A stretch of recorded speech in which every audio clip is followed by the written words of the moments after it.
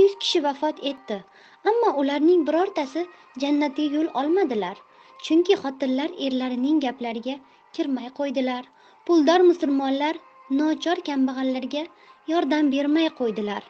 Musulmonlarga farz qiling, 5 vaqt namozni o'qimay qo'ydilar.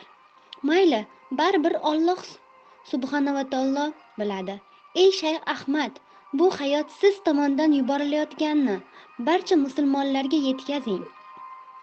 Ular bu xatni ko'paytirib musulmon birodarlarga tarqatinglar, chunki baxt dunyo musulmonlarning barchasiga yetib bormog'i kerak.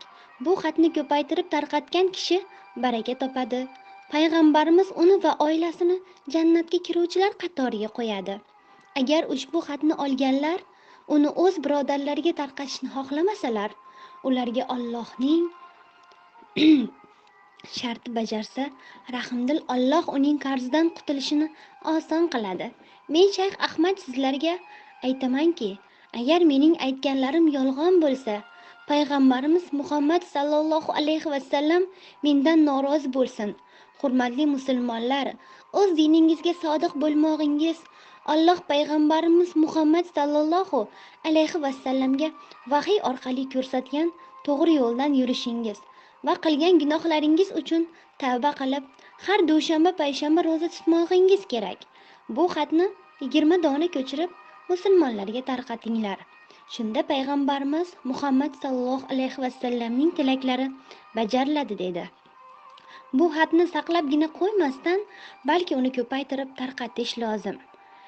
Kozim ismli odam ushbu xatni olgan vaqt kitobiga aytib ko'paytirgan va tarqatgan. Bir necha kundan so'ng omadi kelib ishlar yurishib ketgan. Omadi kelmay yurgan Abdusalom ismli odam shu xatni olgan, uni idorasida esdan chiqarib, bir ozdan so'ng ishdan bo'shatilgan.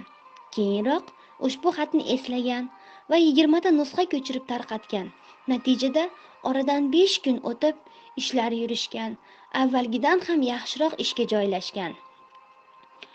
Bobir ismli odam esa ushbu xatni olib keraksiz narsa deb yirtib tashlagan. 9 kun o'tgach vafot etdi. So'zimning oxirida men sizlardan yana bir marta bu xatni olib tarqatishingizni iltimos qilaman.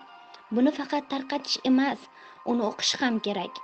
Barchamizga Allohning rahmati bo'lsin. Amin. Eng yoqimli musiqa azon, foydali sport, namoz, eng zo'r kitob Qur'on.